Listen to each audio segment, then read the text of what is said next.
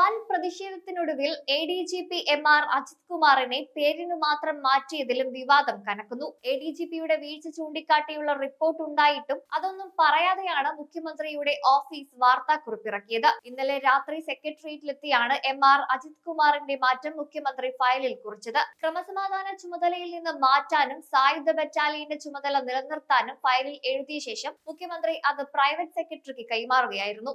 ADGPയെ മാറ്റിയ രീതിയിൽ LDF ഘടകകക്ഷികൾക്കും അതൃപ്തിയുണ്ടെന്നാണ് വിവരം. നടപടി വൈകിപ്പോയെന്ന് CPIയും RJDയും പറയുന്നു. പേരിനുള്ള മാറ്റത്തിന് എന്തിന് 1 മാസം എന്നാണ് ചോദ്യമുയരുന്നത്.